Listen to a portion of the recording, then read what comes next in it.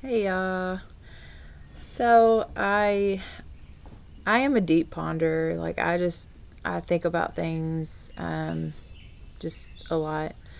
Sometimes a few things at a time, and it kind of gets me um, not in trouble, but it kind of puts me behind on other things. Um, so I was just sitting here, just like thinking, like I planned to like record this like 15 minutes ago, and I just got into something, doing something else, and um, I try to live in a place of flow, just kind of doing whatever I want to do. But then there's these life responsibilities that we have still too. So it's kind of trying to find that balance of like finding a flow, but also the structure. There's some structure and routine you still have to do. Like if you don't time your morning off right, then you're going to be late for things, right?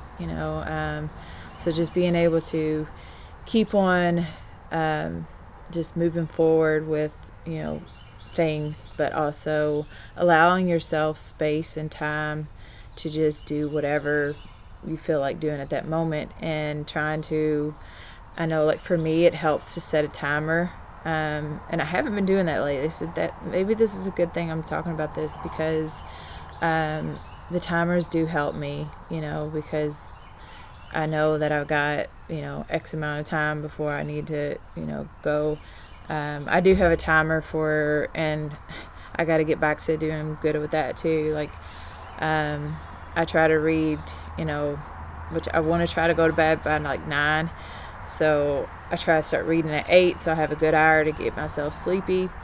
So I set my alarm for like 7:45, and so for that 15 minutes, I'm supposed to be wrapping up whatever I'm doing, and get ready to read, So I haven't been that disciplined on that, so that's something that I need to kind of do. And it is a boundary that I kind of set with myself, like, okay, this is what you're doing, this is what you're going to do, because you've already seen how much reward it is for you to have this peace, this quiet before you go to bed and get sleepy, and then go to bed at a decent time, because now you can wake up earlier and have all that much more time before you got to be somewhere.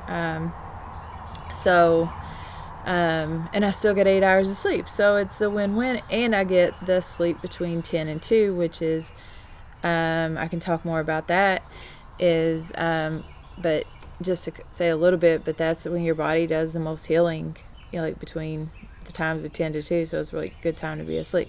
So but I got to thinking about like like how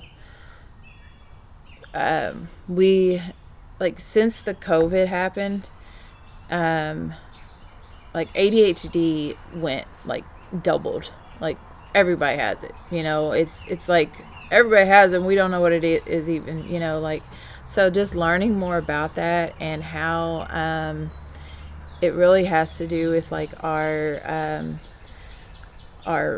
like neurotransmitters. It has a lot to do with our body, like neural what is it, I can't say that word. It's a neurotransmitter, neuroepinephrine, whatever.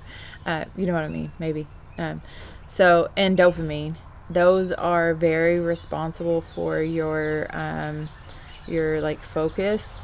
I don't know if you've ever heard of like where your focus goes, energy flows, and but if somebody has ADHD, we're focusing on lots of different things, and it's hard. Sometimes though we can, and I talk about we because I think I self-diagnosed myself, and it's not really it's not my fault.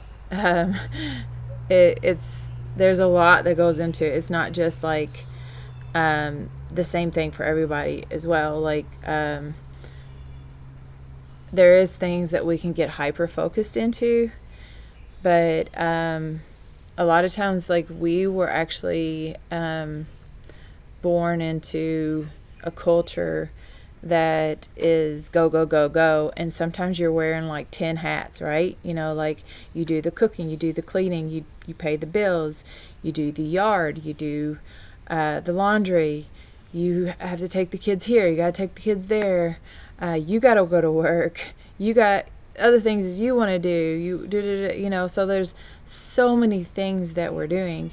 And if you think about like back in, I don't know, I don't even know how long ago things were, like we'll say 100, 200 years ago, you know, you think about like those times, there were communities and tribes, you know, like, and people had a role, you know, like when Junior got old enough to be able to start doing something, they gave him a chore, and that was his chore, you know.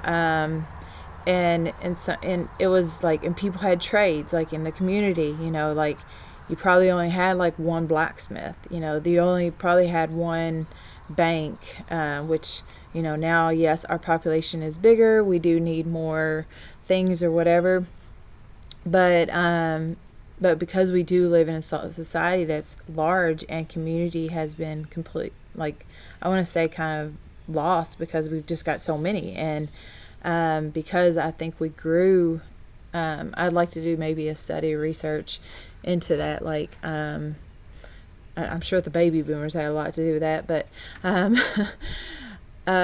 but we grew as a population, and you know, I don't know what it's like. Well, I do a little. There are cultures that are still very community and very tribe oriented, but here in America, we've lost that. You know, it's not. We do kind of gather together, you know, in different places. Like we got church, we got you know, but I really honestly don't feel like we were created to be a just a one, like we weren't created to have to do so many things. So what I'm leading to is you know, think of some things that like, where does your joy come from? What are some things that maybe are distracting you, or what are some things that you can delegate to other people? So just being able to like say, okay, where am I spending my energy and my time that I could be somewhere else or something. So all right, well, I have to go. So y'all have a wonderful day, and I'll talk to you later. Bye.